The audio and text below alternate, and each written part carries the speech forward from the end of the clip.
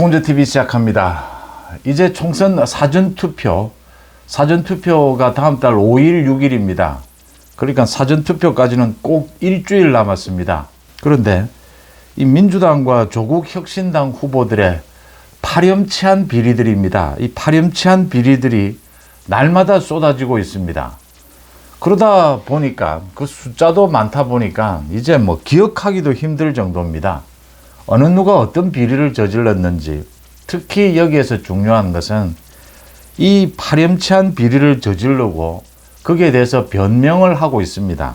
그런데 이 변명이 자기들의 책임을 피해가기 위한, 이 총선 국면에서 어떻게 해서든지 이걸 모면해보자, 넘어가보자, 이게 후보로서 적정하냐, 국민의 눈높이에 맞느냐, 편법이었느냐, 뭐 이런 식입니다. 아닙니다. 거의 다가 불법이라고 하는 점입니다. 지금 이게 거의 대부분이 검찰 수사가 있어야 되는 부분이다라는 점입니다. 뭐 사과를 한다 이러고 넘어갈 문제가 아니다라고 하는 점입니다. 후보 사퇴는 당연하고요. 이게 지금 당장 수사를 받아야 될 내용들이다. 한동훈 위원장은 어제도 이 생필품의 경우에 부가가치세를 낮추자, 이게 아마 입법이 뒤따라야 합니다. 개별적인 물품에 대해서 부가세를 낮추는 이런 경우는 있었습니다. 이렇게 조정하는 경우는 있었는데, 이 생필품, 이 범주 전체를 놓고 부가세를 낮추는 이런 것은 굉장히 이례적인 겁니다.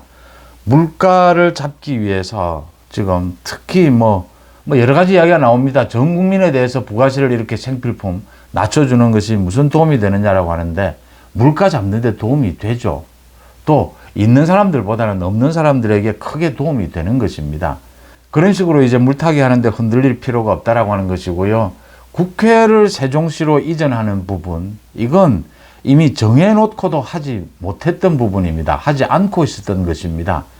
거기에 덧붙여서 이재명, 조국이 대법원도 옮기자, 검찰청도 옮기자, 이렇게 이야기하는 것은 모두 초점을 흐리는 것입니다. 국회부터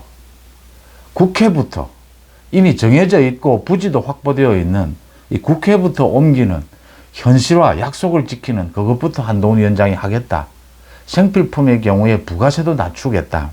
그래서라도 물가를 잡아보겠다. 몸부림치는 모습, 그런 모습을 보여주고 있는 것이고요. 지금 이제 선거 막판입니다. 그런데 지금도 지지율은 출렁거릴 것이다 라고 봅니다. 왜냐하면요, 굉장히 짧은 시기에 지지율이 지난주에 출렁이었습니다. 이 짧은 시기에 지지율이 변화가 왔다라고 하는 것은 곧 짧은 시기에 또 올 수 있다라고 하는 것입니다. 대개의 경우에 이제 총선을 2주일여 이렇게 앞두면 큰 변화는 오지 않는다라는 것인데, 이번에는 그렇지 않다라고 하는 점입니다. 어느 한쪽으로 완전히 정하지 않은 이런 표심이 아직 많이 남아있다라고 하는 점입니다. 30% 넘게 남아있다. 그래서 지금이라도 윤석열 정부가 잘못한 것이 없습니다. 윤석열 정부가 지금 방향이 잘못된 것도 없습니다. 그런데 대표적으로 의대 정원 부분, 이 윤석열 정부에 대한 압도적인 지지를 하고 있습니다. 의사들 정원을 해야 된다라고 하는 것. 그런데 그 방법이 좀 유연하지 못하고 좀 고집스러운 부분이 있지 않았느냐, 이런 지적들을 하고 있습니다. 그 부분에 대해서 한동훈 위원장이 중재를 서겠다라고 했습니다. 중재자가 되겠다라고 했습니다. 시기를 늦출 수가 없습니다. 윤석열 정부와는 좀 다른 입장이다 하더라도 그 중재안을 내야 합니다. 물가도 마찬가지고요. 이 여러 가지 부분에 있어서 선거는 그런 겁니다. 윤석열 정부가 방향을 잘 잡고 잘 해왔다 하더라도 국민들이 좀 아쉬워하는 부분이 있다면 그 부분에 대해서 한동훈 위원장이 책임 있게 새로운 또 대안, 유연한 대안을 제시하는 것, 그게 또 선거 때 이루어질 수 있는 좋은 현상들이다, 이렇게 봅니다. 이 민주당과 조국혁신당, 이 후보들, 이 문제, 이걸 지금 애매하게 물타기를 하고 있는데, 이 핵심이 뭔지를 한번 짚어보겠습니다. 조국혁신당은 이게 지금 당 전체가 범죄당입니다. 1번이죠. 비례대표 박은정과 남편 이종근입니다. 모두 이 부부가 윤석열 검찰총장 찍어내기에 나섰고, 이종근은 이제 사표를 냈고, 박은정은 해임이 됐습니다. 윤석열 검찰총장 찍어내기에 부적절한 행동을 한 부분, 이 추미애의 지시를 받고 이런 짓을 한 것이다. 해임이 됐습니다. 그런데 이 남편인 이종근은 검사 생활을 하면서 대검 형사부장까지 지냈는데 검사 생활을 하면서 그러니까 다단계 판매에 대해서 전문 검사였습니다. 검사 생활 내내 이 다단계 판매에 대해서만은 지금 검사들 가운데 가장 전문성이 있다라고 평가를 받아왔습니다. 그런데 이 이종근이 변호사 개업을 하고 10개월 만에 41억 원의 이 수입을 올렸다. 이게 이례적인 것이다. 아무리 전관 예우가 있다라고 하더라도 이게 어떻게 가능했을까라고 이제 들여다보니까 휴스템 코리아입니다. 다단계 판매 회사. 10만 명으로부터 1조 원이 넘는 돈을 받아서 사기를 친 휴스템 코리아 사기 사건입니다. 이 사건이 지난 1월에 기소가 됐는데 이 피해자들 쪽이 아니고 이 10만 명이 피해를 당했는데 정말 뭐 피눈물 나는 것이죠. 이 10만 원씩 받고 이런 것인데 이 10만 명의 피해자들의 변호사가 아니고 이 사기를 친 휴스템 코리아 이 경영진의 변호사로 나섰다라고 하는 겁니다. 그리고 변호사비로 22억 원을 받았다라는 것입니다. 22억 원입니다. 이 다단계 판매라 하더라도 22억 원이라는 돈은 굉장히 큰 돈입니다. 지금 이 이종근은 자기가 검사 생활을 하면서 다단계 판매 이 부분, 이 피해에 대해서는 전문가다. 그래서 이 피해자들을 보호하겠다라는 걸 입버릇처럼 말해 왔습니다. 그런데 거꾸로 이 사기를 친 경영진을 변호를 했다라고 하는 것입니다. 이것 이외에도 또 4천억 원대의 피해가 난 또 다단계 사기 사건입니다. 아도 인터내셔널입니다.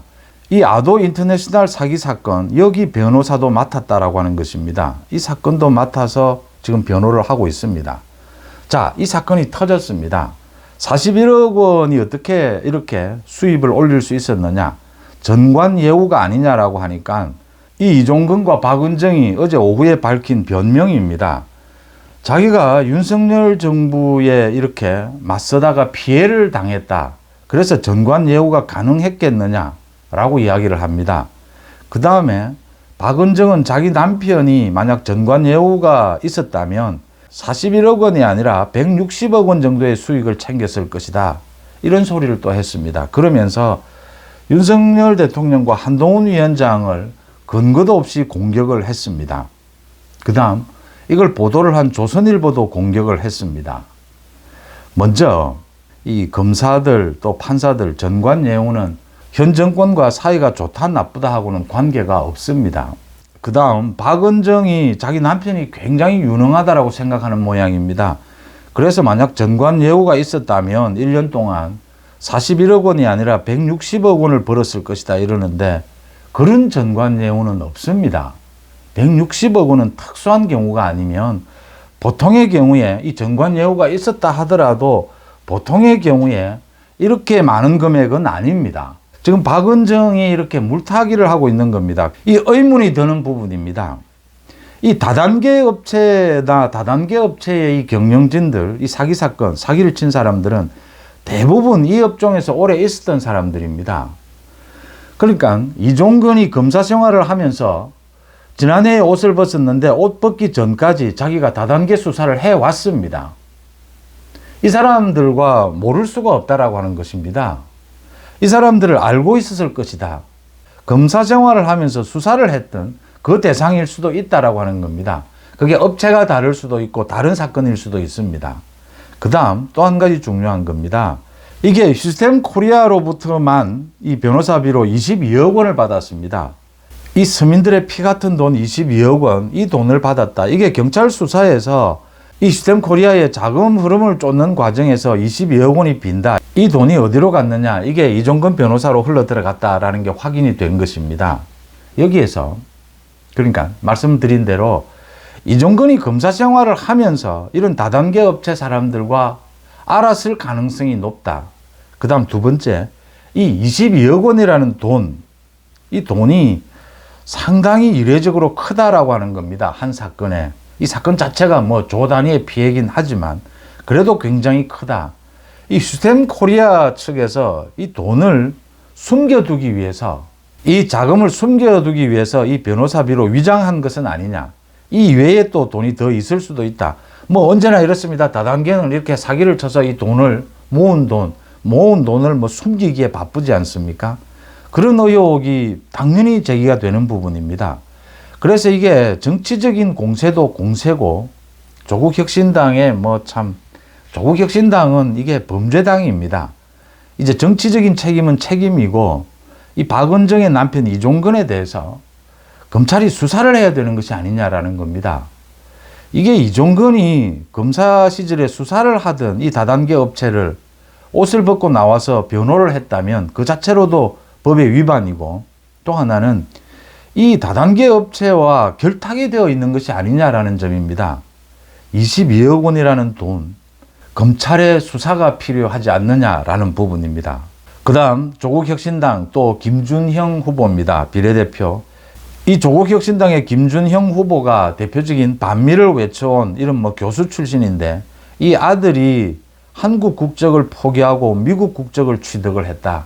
그래서 위선적인 태도다라고 했는데, 이 김준형이 이 부분에 대해서 변명을 하면서 국제학교에 입학을 하기 위해서 미국 국적을 취득하지 않을 수가 없었다. 그런데 확인한 결과 이 아들이 지금 다니고 있는 이 학교, 국제학교는 이 국적이 필요가 없다라고 하는 것입니다. 국적 이탈 이런 것 없이 복수 국적자도 입학이 가능하다라는 부분입니다. 이제 이게 지적이 되니까 이 김준형이 또 변명을 합니다.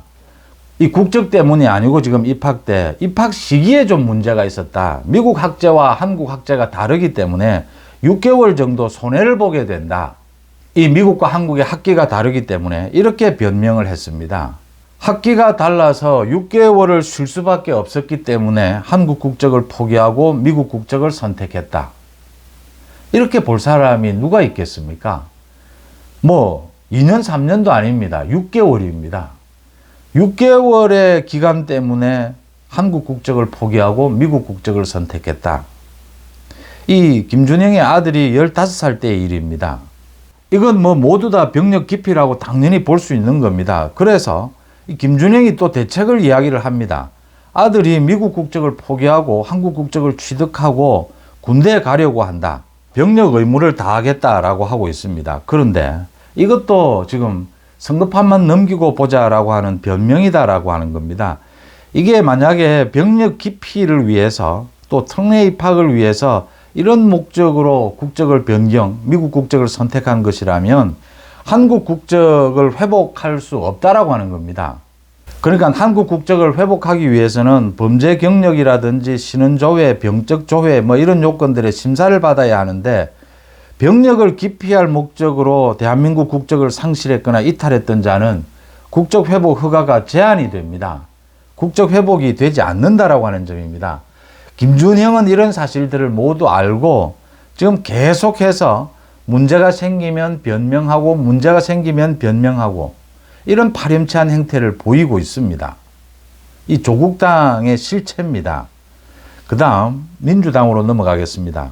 민주당의 양문석입니다. 막말의 양문석은 막말, 입만 열면 막말입니다. 그런데 이 양문석을 공천을 줬습니다. 그래서 지금 후보로 뛰고 있는데, 이 양문석이 지난 2021년에 서울에 아파트를 사면서 서초구에 이 아파트를 사면서 자기와 부인 명의로 이렇게 소유를 하고 있는데, 여기에 자기 대학생 장녀입니다. 이 장녀 이름으로 11억 원을 대출을 받아서 투입을 했다. 이 아파트 구입에 투입을 했다라는 겁니다. 그래서 대학생이고 아무런 수입이 없는 자녀가 11억 원을 도대체 아파트 담보라고 해도 11억 원을 어떻게 대출을 받았으며, 이게 지금 편법으로 정려할 의도가 있었던 것이 아니냐라는 의혹이 당장 생길 수밖에 없습니다. 지금 양문석은 또 이렇게 이야기를 합니다. 국민 눈높이에 맞지 않았다. 자신이 감수해야 한다. 송구하다 이랬습니다. 국민 눈높이 자꾸 이야기합니다. 국민 눈높이는 됐습니다. 양문석은 양문석의 행태는 민주당 사람들이 더 잘 압니다. 질적으로 굉장히 문제가 많은 사람입니다. 방송위원을 할 때부터. 국민 눈높이에 맞지 않는 것은 당연하고요. 지금 문제를 두 가지를 짚어보겠습니다. 이 11억 원이라는 돈이 이 대학생 신분으로 11억 원을 대출받을 수는 없습니다. 아무리 연거를 하고 뭘 한다라고 해도 그 당시에 이런 금융기관에서 대출을 많이 해준다, 담보대출을 해준다라고 해도 11억 원을 대출받을 수는 없습니다. 지금 새마을금고에서 대출을 받은 것으로 나와 있는데, 새마을금고는 뭐 금융권이 언제나 그렇습니다만 정치권의 입김이 가장 많이 들어갈 수 있는, 흔들릴 수 있는 그런 금융조직 중에 하나입니다. 새마을금고. 양문석이 대출한 것이죠. 그런데 그 명의는 자신의 딸로 하고, 이렇게 해서 나중에 자신의 딸에게 편법으로 정려를 하는 이 방법을 택한 것이다 라는 게 지금 대부분의 경험 있는 사람들은 다 느끼는 것입니다. 그런데 이걸 가지고 국민 눈높이에 맞지 않았다? 양문석은 자질 자체가 국민 눈높이에 맞지 않습니다. 범법입니다. 대출 범법입니다. 법을 위반한 겁니다. 수사를 해야 되는 부분입니다. 민주당 또 있습니다. 이 공영훈입니다. 현대자동차 부사장을 지냈습니다. 민주당 후보죠. 경기 화성을입니다. 이준석이 출마해 있는 3자 대결이 펼쳐지고 있는 이 지역입니다. 이 공영훈은 서울에 있는 한 건물을 자신의 아들에게, 자신의 아들이 군대에 있다가 제대를 앞두고 있었는데 그 자신의 아들에게 정려를 했다. 그 건물 가격이 지금 시세가 30억 원을 한다. 이 지금 공영훈이 현대자동차 부사장 시절 2017년입니다. 서울의 그 성수동에 땅을 사는 겁니다. 건물을 산 겁니다. 이 건물을 사서 2021년에 아들에게 준 건데 이 부분입니다. 2017년에 이 공영훈이 이 건물을 살 때 이 주변에는 현대자동차 그룹의 계열회사인 현대제철이 소유하고 있는 레미콘 공장이 있었습니다. 이 건물 주변에는 레미콘 공장이 있으면 이 건물의 가격이 낮습니다. 그런데 레미콘 공장이 4개월 뒤에 이 공영훈이 건물을 매입하고 난 뒤에 4개월 뒤에 이 레미콘 공장이 이전을 합니다. 당연히 건물 가격이 폭등을 했겠죠. 공영훈은 그 당시에 현대자동차 부사장이었습니다. 이 레미콘 공장이 이전하고 이런 일이 있게 되면 서울시와 협의를 하게 됩니다. 서울시로서는 굉장히 지역개발에 호재지 않습니까? 당연히 서울시와도 협의를 했을 것이다. 그때 서울시 성동구, 이 공영훈이 서울시 성동구 관계자들과 이런 정보를 알고 활용할 정도였다면 많은 협의를 했을 것이다. 이런 협의를 거쳐서 그 관계를 이용을 해서 공영훈이 자기 아들에게 이 건물을 넘길 때, 이 땅과 건물을 넘길 때, 이 군대에 제대를 하는 자기 아들에게 이 건물과 땅을 정려를 합니다. 그 정려를 하고 난 그 다음날 바로 서울시에서 토지거래 허가구역으로 지정을 합니다. 토지거래 허가구역으로 지정을 하면 아들에게 정려를 할 수 없는 상황이었습니다. 묶이는 것이죠.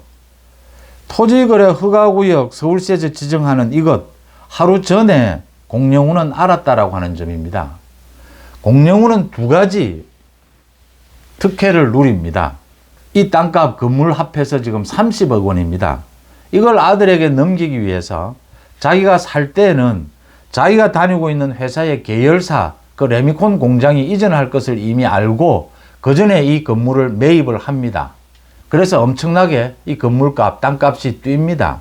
그 다음 4년이 지나고 난 다음에 서울시의 토지거래 허가구역 지정 이 정보를 알고 그 전에 아들에게 이 지정이 되고 나면 아들에게 정려를 할 수가 없습니다.